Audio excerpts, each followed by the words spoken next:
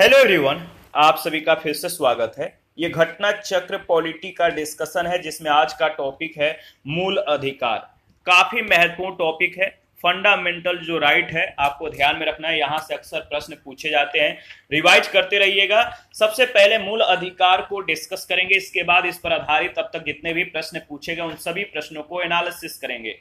Discussion को start करने से पहले मैं बता दूं कि इसका पीडीएफ अवेलेबल है। अगर आपको पीडीएफ चाहिए तो Telegram channel, Telegram quiz group या चैनल के कम्युनिटी बॉक्स में जाइए, वहां पर इसके रिगार्डिंग में इंफॉर्मेशन को अपडेट कर दिया गया है। तो स्टार्ट करते हैं। नेहरू रिपोर्ट 1928 के द्वारा अगर बात करें तो मूल अधिकारों को भारत के संविधान में सम्मिलित करने की इच्छा प्रकट की गई। भारतीय संविधान में भाग 3 के अंतर्गत अनुच्छेद 12 से 35 में मौलिक अधिकार संबंधी प्रावधानों का जिक्र किया गया है, जो निम्नलिखित है: समानता का अधिकार, स्वतंत्रता का अधिकार, शोषण के विरुद्ध अधिकार, धर्म की स्वतंत्रता का अधिकार, संस्कृति और शिक्षा संबंधी अधिकार तथा संवैधानिक उपचारों का अधिकार। भारतीय संविधान में मौलिक अधिकारों को राज्य के कृत्यों के विरुद्ध एक गारंटी के रूप में स्थान दिया गया है। मौलिक अधिकार पूर्णतः नैसर्गिक एवं अप्रतिदेय की श्रेणी में आते हैं। अनुच्छेद 352 के तहत अगर बात करें तो आपात की उद्घोषणा के प्रवर्तन की स्थिति में अनुच्छेद 358 और अनुच्छेद 359 के प्रावधानों के अंतर्गत ही मूल अधिकारों का निलंबन किया जा सकता है, किसी अन्य आधार पर नहीं।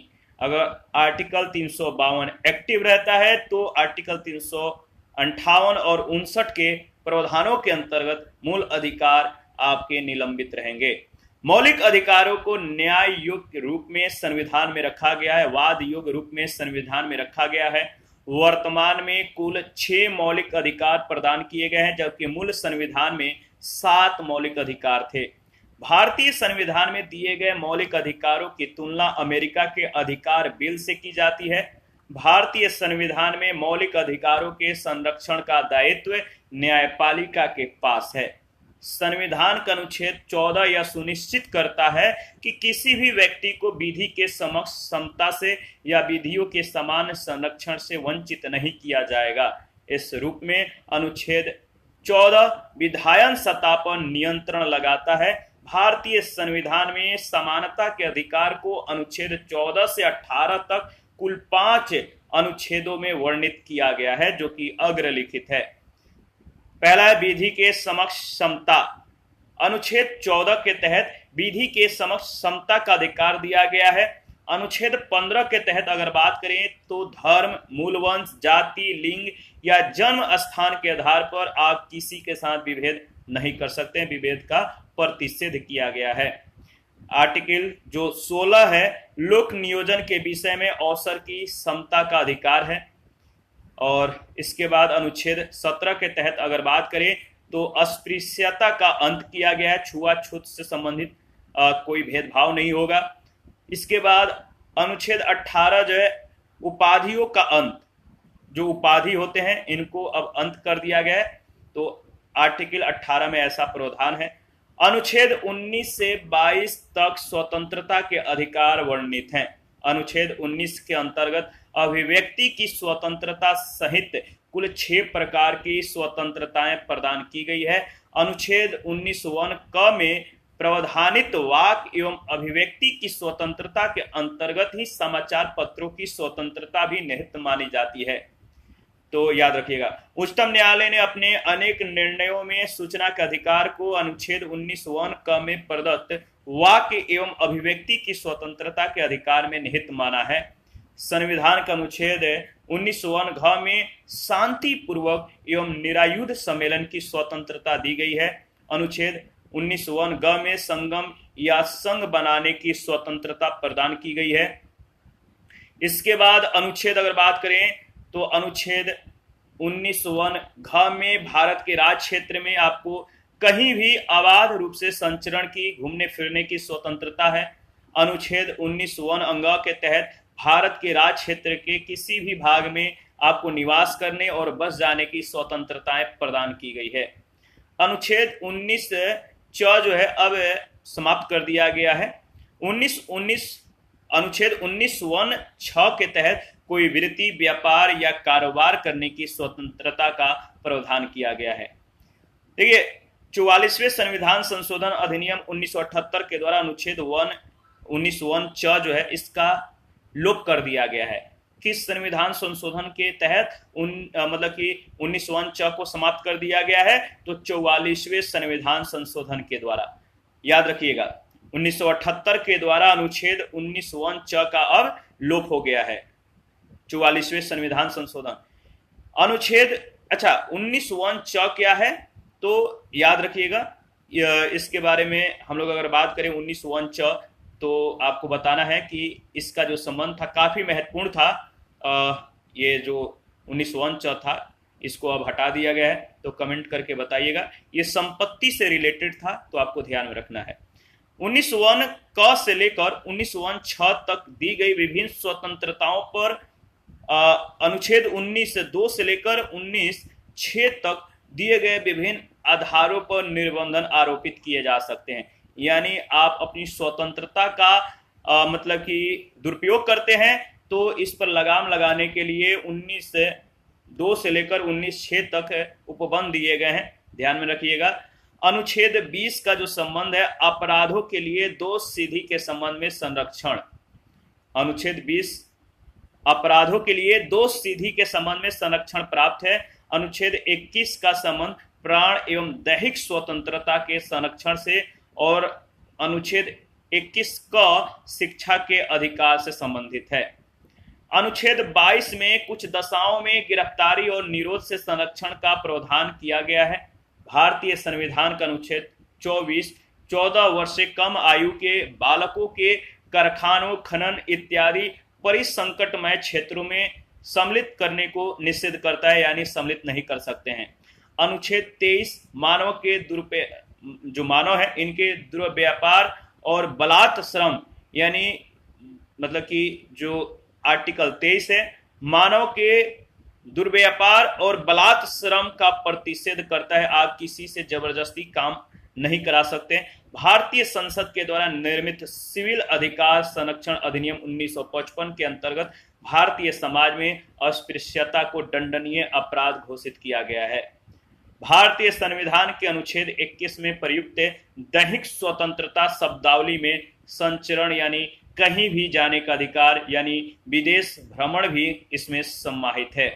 उच्चतम न्यायालय ने जीवन साथी चुनने के अधिकार को मूल अधिकार मानते हुए इस अनुच्छेद 21 में निहित माना है। उच्चतम न्यायालय ने उन्नीकृष्णन बनाम आंध्र प्रदेश मामले 1993 में संविधान का अनुच्छेद 21 के कार्यक्षेत्र का विस्तार कर शिक्षा के अधिकार को उसमें शामिल किया था। धार्मिक स्वतंत्रता के अधिकार अनुच्छेद 25 के अंतर्गत प्रत्येक व्यक्ति को अपने धर्म का प्रचार करने का अधिकार है, जिसमें सिखों का कृपाण धारण करने रखने इन सभी का अधिकार इसमें समाहित है। भारतीय संविधान का अनुच्छेद 26 धार्मिक कार्यों के प्रबंधन की स्वतंत्रता से संबंधित है, जबकि अनुच्छेद 29 का जो संबंध है अल्पसंख्यक वर्गों के हितों के संरक्षण से। अनुच्छेद 30 अल्पसंख्यक वर्गों के शिक्षा संस्थाओं की स्थापना एवं प्रशासन करने के अधिकारों से संबंधित है। भारतीय संविधान के 44वें संशोधन अधिनियम 1978 के द्वारा संपत्ति के अधिकार को मूल अधिकार के श्रेणी से हटाकर अनुच्छेद 300 क के तहत विधिक अधिकार की श्रेणी में डाल दिया गया है।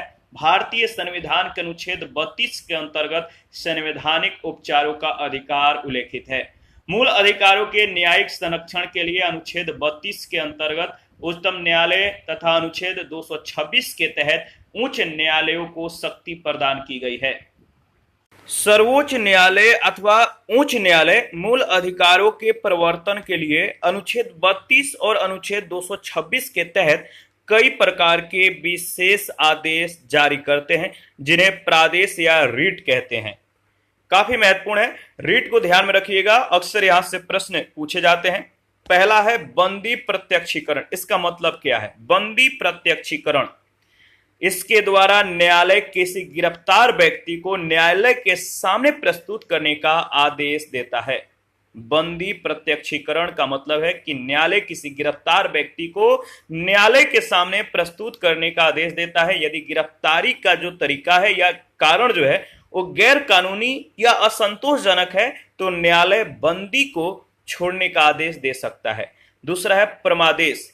इसका मतलब है यह आदेश तब जारी किया जाता है जब न्यायालय को लगता है कि कोई सार्वजनिक पदाधिकारी अपने कानूनी और संवैधानिक दायित्वों का पालन नहीं कर रहा है और इससे किसी व्यक्ति का मौलिक अधिकार प्रभावित हो रहा है। प्रतिषेध तब जारी किया जाता है जब कोई निचली अदालत अपने अधिकार क्षेत्र का अतिक्रमण करके किसी मुकदमे की सुनवाई करती है। अपने अदालत जो निचली अदालत है अपने अधिकार क्षेत्र से आगे बढ़कर मतलब कि क्षेत्र का अतिक्रमण करके किसी मुकदमे की सुनवाई करती है तो ऊपर की जो अदालतें हैं उच्च न्यायालय या सर्वोच्च न्यायालय उसे ऐसे करने से रोकने के लिए ये जो रीट है प्रतिषेध इसको जारी की जाती है। इसके बाद है अधिकार परीक्षा। जब न्यायालय को लगता है कि कोई व्यक्ति ऐसे पद पर नियुक्त हो गया है जिस पर उसका कोई कानूनी हक नहीं है तब न्यायालय अधिकार परीक्षा आदेश के द्वारा उसे पद पर कार्य करने से रोक देता है। इसके बाद है उत्प्रेषण। उत्प्रेषण जब कोई निचली अदालत या सरकारी अधिकारी बिना अधिकार के कोई कार्य करता है तो न्यायालय उसके समक्ष विचाराधीन मामले को उससे लेकर उत्प्रेषण याद रखिए उससे लेकर उत्प्रेषण के द्वारा उसे ऊपर की अदालत या अधिकारी को हस्तांतरित कर देता है। संविधान के अनुच्छेद 352 के तहत युद्ध या बाह्य आक्रमण के कारण राष्ट्रपति के द्वारा आपातकाल की घोषणा किए जाने पर अनुच्छेद 358 के तहत अनुच्छेद 19 में वर्णित मूल अधिकार स्वतः ही निलंबित हो जाते हैं। यानी अनुच्छेद 352 युद्ध या बाह्य आक्रमण के कारण राष्ट्रपति के द्वारा आपातकाल की उद्घोषणा की जाती है तो अनुच्छेद 358 के तहत अनुच्छेद जो 19 है इसमें वर्णित जो मूल अधिकार हैं ये समाप्त हो जाते हैं, निलंबित हो जाते हैं। समाप्त मतलब जब तक आपातकाल की उद्घोषणा है, आपातकाल जारी है, एक्टिव है, तब तक ये आर्टिकल 19 में वर्णित जो मूल अधिकार हैं ये निलंबित रहते हैं। अनुच्छेद 20 और 21 को छोड़कर अन्य मूल अधिकारों को निलंबित करने की शक्ति राष्ट्रपति को अनुच्छेद 359 के तहत प्राप्त है। भारतीय संविधान याद रखिएगा, भारतीय संविधान में 44वें संशोधन के बाद अनुच्छेद 20 और 21 के अंतर्गत प्राप्त मूल अधिकार को निलंबित नहीं किया जा सकता है। देखिए, बच्चन सी बनाम पंजाब राज्य के मामले में उच्चतम न्यायालय ने बहुमत के निर्णय से मतलब कि बहुमत के निर्णय से यह अभिनिर्धारित किया कि मृत्यु कारिता करने के लिए मृत्युदंड का वैकल्पिक दंड अनुच्छेद 14, 19 और 21 का अतिक्रमण नहीं करता है और संवैधानिक भी है। पहला प्रश्न है, निम्नलिखित में से कौन सा कारक किसी उदार लोकतंत्र में स्वतंत्रता की सर्वोत्तम सुरक्षा को नियत करता है? निम्नलिखित में से कौन सा कारक किसी उदार लोकतंत्र में स्वतंत्रता की सर्वोत्तम सुरक्षा को नियत करता है? बताइए। तो सही जवाब हो जाएगा, याद रखिएगा, इसका राइट आंसर होगा, कमेंट कीजिए फटाफट, इसका सही जवाब हो जाएगा शक्तियों का पृथक्करण यानी डी ऑप्शन।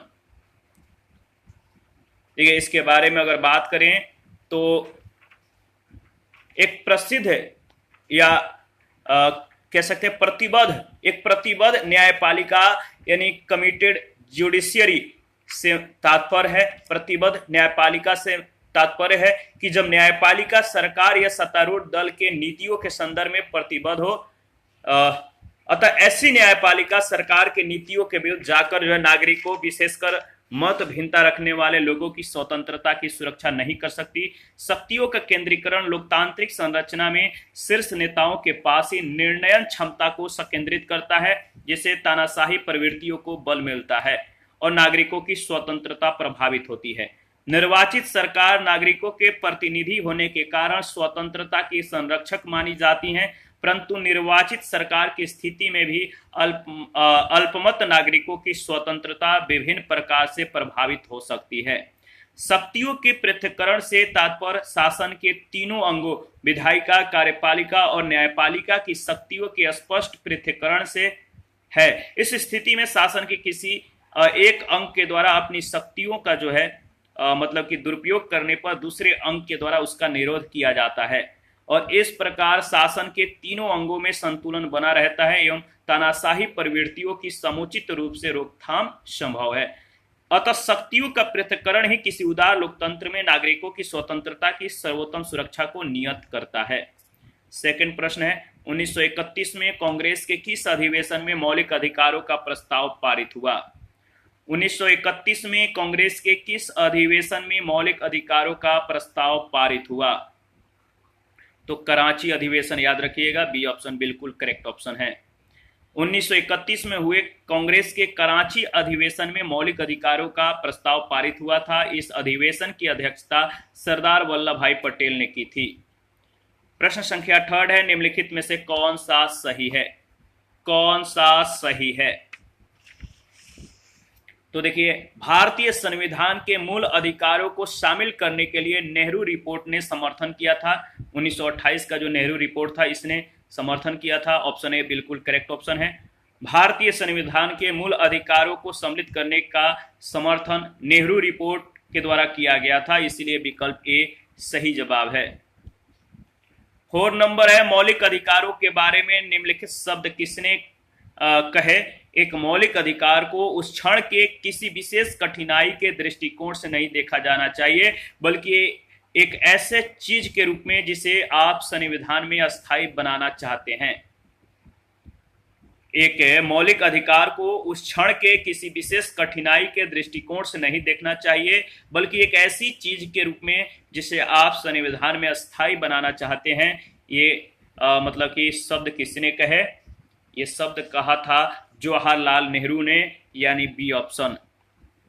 मौलिक अधिकारों पर अंतिम रिपोर्ट को संविधान सभा के द्वारा अपनाए जाने का प्रस्ताव रखते हुए 30 अप्रैल 1947 को पंडित जवाहरलाल नेहरू ने कहा, एक मौलिक अधिकार को उस क्षण के किसी विशेष कठिनाई के दृष्टिकोण से नहीं देखा जाना चाहिए, बल्कि ऐसे चीज के रूप में जिसे आप संविधान में अस्थायी बनाना चाहते हैं।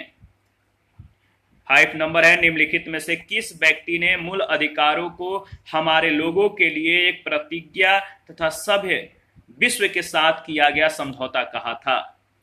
किस व्यक्ति ने मूल अधिकारों को हमारे लोगों के लिए एक प्रतिज्ञा एवं सभ्य विश्व के साथ किया गया समझौता कहा था? तो सही जवाब है doctor S Radhakrishnan, D option. मूल अधिकारों पर संविधान सभा में हुई बहस में भाग लेते हुए डॉक्टर एस राधाकृष्णन ने कहा, यह हमारे लोगों के लिए एक प्रतिज्ञा और सभ्य विश्व के साथ किया गया एक समझौता है। 6 नंबर है, मौलिक अधिकार क्या है? मौलिक अधिकार क्या है? तो वाद युग, याद रखिएगा, ऑप्शन ए। भारतीय संविधान में सामाजिक आर्थिक एजेंडे को साकारित करने के लिए जो है वाद युग और अवाद युग दोनों तरह की व्यवस्थाएं समाहित है, जिसमें मौलिक अधिकार वाद युग है और नीति निर्देशक तत्व अवाद युग। इसके बाद 7 नंबर है, अधिकारों को मूल अधिकार कहा जाता है क्योंकि? अधिकारों को मूल अधिकार क्यों कहा जाता है? तो क्योंकि अगर बात करें तो देखिए, पहला है यह संविधान में उल्लेखित होता है, बिल्कुल सही, पहला सही है, दूसरा सही नहीं है। इसके बाद इसमें जो चौथा और पांचवा है, यह व्यक्तित्व विकास के लिए आवश्यक होता है और संसद इसके विरुद्ध कानून नहीं बना सकती है, यानी सी ऑप्शन, पहला, चौथा, पांचवा। इसके बाद इसके बारे में अगर बात करें तो स्वतंत्रता संघर्ष के दौरान स्वतंत्रता आंदोलन के नेताओं ने अधिकारों के महत्व को समझा था। स्वतंत्रता के बाद संविधान निर्माण के दौरान संविधान में अधिकारों का समावेश करने, उन्हें सुरक्षित रखने के उद्देश्य से संविधान में उन अधिकारों की जो है सूचनाबद्ध या उन अधिकारों को सूचीबद्ध किया गया जिन्हें सुरक्षा देनी थी, उन्हें मौलिक अधिकारों की संज्ञा दी गई। यह अधिकार अत्यधिक महत्वपूर्ण है और इसीलिए उन्हें संविधान में सूचीबद्ध किया गया। व्यक्तित्व विकास के लिए ये इतने महत्वपूर्ण है कि संविधान स्वयं यह सुनिश्चित करता है कि सरकार भी उनका उल्लंघन न कर सके। संविधान में मूल अधिकारों का उल्लेख अधिकारों के महत्व को दर्शाता है। इन अधिकारों के अभाव में व्यक्ति के व्यक्तित्व का सर्वोत्तम विकास संभव नहीं हो पाता। संविधान के अनुच्छेद 13 के अंतर्गत यह प्रावधान है कि किसी भी अध्यादेश या अधिनियम के द्वारा अधिकारों को छीन या समाप्त नहीं किया जा सकता। प्रजातांत्रिक और लोक कल्याणकारी अवधारणा शासन प्रक्रिया से संबंधित है, न कि अधिकारों से। 8 नंबर है मौलिक अधिकार का जो संबंध है, बताइए किससे है। मौलिक अधिकार आपातकालीन स्थिति में निलंबित किए जा सकते हैं, बिल्कुल सही है। 352 जब एक्टिव रहता है तो ये निलंबित किए जा सकते हैं। मौलिक अधिकार नैसर्गिक और अप्रतिदेय अधिकार है जो राज्यकृत के विरुद्ध एक गारंटी के रूप में है। इन्हें केवल आपातकालीन स्थितियों में ही निलंबित किया जा सकता है। अनुच्छेद 358 और 359 में आपात की उद्घोषणा के प्रवर्तन की स्थिति में मूल अधिकारों के निलंबन से संबंधित प्रावधानों का वर्णन किया गया है। प्रश्न संख्या 9 है भारत में मौलिक अधिकारों के संबंध में निम्न वक्तव्यों पर विचार कीजिए। भारत में मौलिक अधिकारों के संबंध में निम्न वक्तव्यों पर विचार कीजिए। इसमें जो सही है, पहला है ये राज्यकृत के विरुद्ध एक गारंटी है, बिल्कुल सही। ये संविधान के भाग 3 में सूचीबद्ध है, ये भी सही है। और सामाजिक, आर्थिक तथा राजनीतिक न्याय सुनिश्चित करते हैं, ये भी सही है। यह संयुक्त राज्य अमेरिका में अधिकारों के बिल के भांति नहीं है, तो बिल के भांति है, तो चौथा स्टेटमेंट गलत है, यानी सही जवाब हो जाएगा सी ऑप्शन। भारत में मौलिक अधिकार राज्यकृत के विरुद्ध एक गारंटी है। इन्हें संविधान के भाग 3 में शामिल किया गया है। यह संयुक्त राज्य अमेरिका के अधिकार बिल की भांति है। जहां तक सामाजिक, आर्थिक और राजनीतिक न्याय का प्रश्न है तो ये संविधान की प्रस्तावना से उद्भूत होते हैं और संविधान के भाग 3 के मौलिक अधिकार और भाग 4 के राज्य के नीति के निर्देशक तत्व एक दूसरे के पूरक के रूप में मिलकर इन्हें सुनिश्चित करते हैं। प्रश्न संख्या 10 है भारतीय संविधान में किस अनुच्छेद के अंतर्गत नागरिकों को मौलिक अधिकार प्रदान किए गए हैं। भारतीय संविधान में किस अनुच्छेद के अंतर्गत नागरिकों को मौलिक अधिकार प्रदान किए गए हैं, तो इसका सही जवाब हो जाएगा अनुच्छेद 12 से 35, बी ऑप्शन बिल्कुल करेक्ट ऑप्शन है। भारतीय संविधान के भाग 3 में जो है अनुच्छेद 12 से 35 तक मौलिक अधिकारों संबंधी प्रावधानों का वर्णन किया गया है। वर्तमान में कुल 6 मौलिक अधिकार जो है प्रदान किए गए हैं। प्रश्न संख्या 11 भारतीय संविधान का कौन सा अनुच्छेद संवैधानिक प्रावधानों को संघीय संसद या राज्य विधान पालिकाओं के द्वारा बनाए गए नियमों और कानूनों पर प्राथमिकता प्रदान करते हैं। भारतीय संविधान का कौन सा अनुच्छेद संवैधानिक प्रावधानों को संघीय संसद या राज्य विधान पालिकाओं के द्वारा बनाए गए नियमों या कानूनों पर प्राथमिकता प्रदान करता है। इसका सही जवाब हो जाएगा, याद रखिएगा, अनुच्छेद 13, ऑप्शन ए। अनुच्छेद 13 में यह प्रावधान है कि संघ एवं राज्य कोई ऐसा कानून नहीं बनाएंगे जो भाग 3 में प्रदत्त अधिकार मौलिक अधिकारों को छीनता या न्यून करता हो, कम करता हो। यदि कोई कानून मौलिक अधिकारों के उल्लंघन में बनाए गए हैं तो यह कानून उल्लंघन की मात्रा तक शून्य हो जाएगा। अनुच्छेद 32 संवैधानिक उपचारों का अधिकार देता है।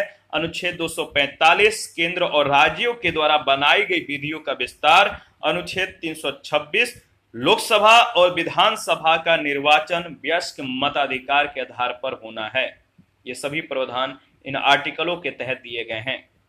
प्रश्न संख्या 12 भारतीय संविधान के अनुच्छेद 13 का मुख्य उद्देश्य निम्नलिखित में से किसके संदर्भ में संविधान की सर्वोच्चता सुनिश्चित करता है।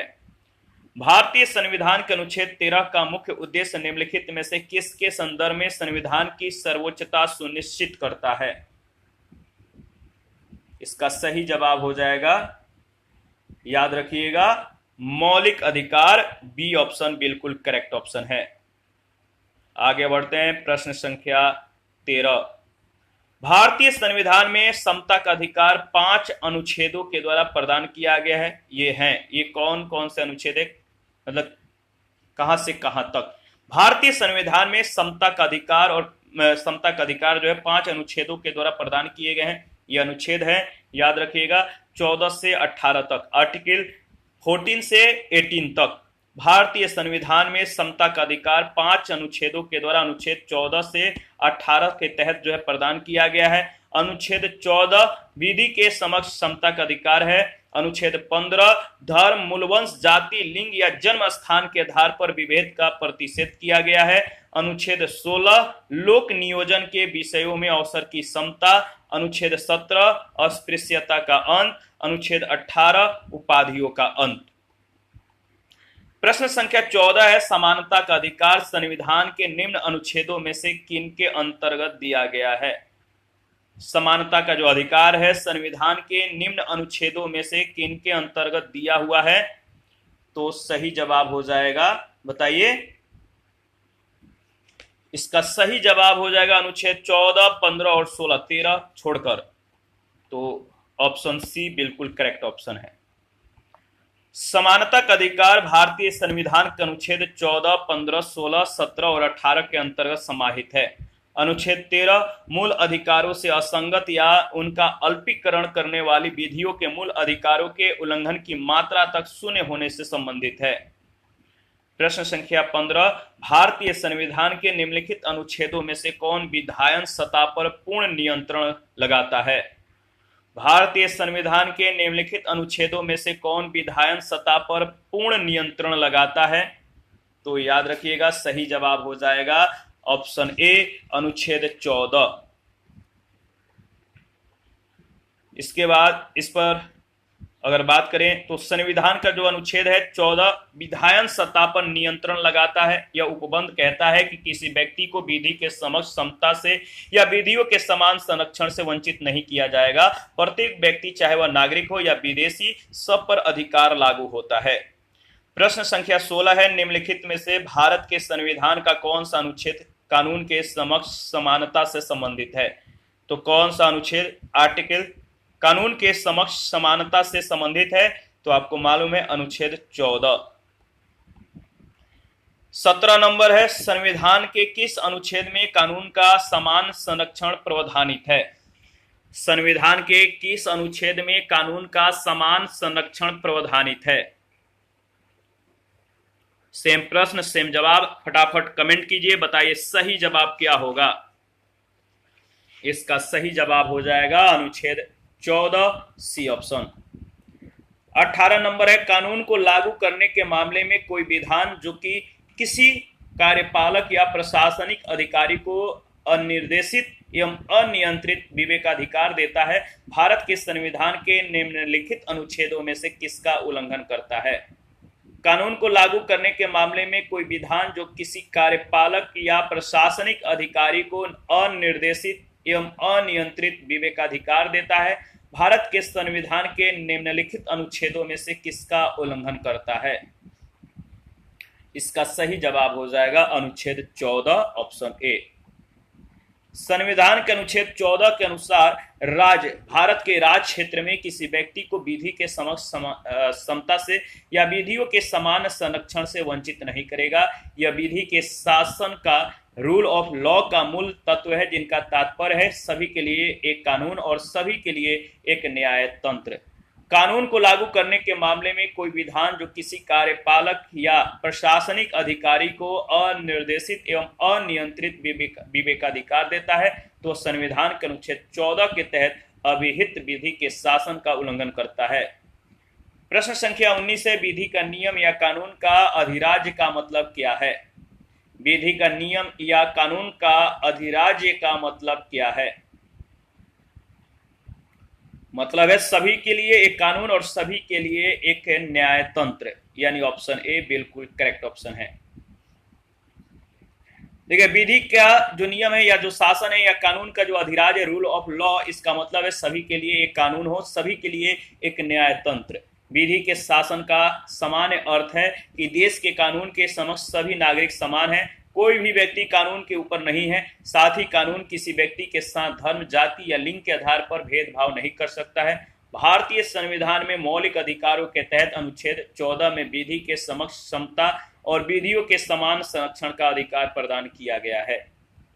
प्रश्न संख्या 20 है धर्म आदि के आधार पर विभेद का प्रतिषेध भारत के संविधान का अनुच्छेद 15 का एक मूल अधिकार है, इसके अधीन वर्गीकृत किया जाएगा। आर्टिकल 15 के तहत किसको अधीन वर्गीकृत किया जाएगा?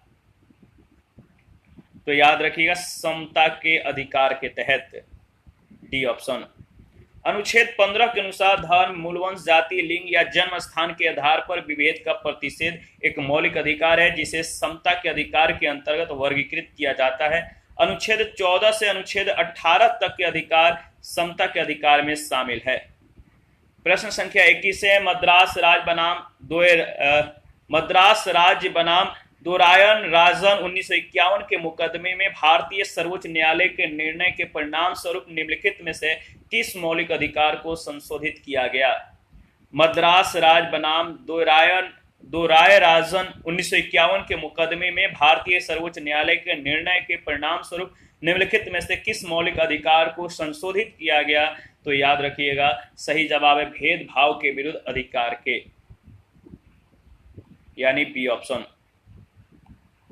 मद्रास राज्य बनाम चंपाकम दोराय राजन 1951 के मुकदमे में सर्वोच्च न्यायालय के निर्णय के परिणाम स्वरूप भेदभाव के विरुद्ध अधिकार 15 यानी अनुच्छेद 15 को संशोधित किया गया। इसमें संविधान के अधिनियम यानी पहला संशोधन अधिनियम 1951 के धारा 2 के द्वारा अनुच्छेद 15(4) जोड़ा गया और इसके तहत सामाजिक और शैक्षणिक दृष्टि से पिछड़े वर्गों की उन्नति के लिए या अनुसूचित जातियों और अनुसूचित जनजातियों के राज्य के द्वारा विशेष उपबंध कर सकने के लिए प्रावधान किया गया।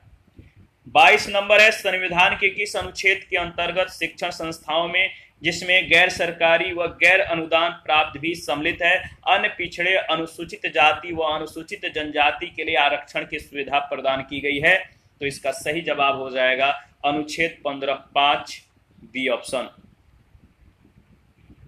अनुच्छेद याद रखिएगा संविधान का अनुच्छेद 15(5) के अंतर्गत शिक्षण संस्थाओं में जिसमें गैर सरकारी और गैर अनुदान प्राप्त भी सम्मिलित हैं अन्य पिछड़े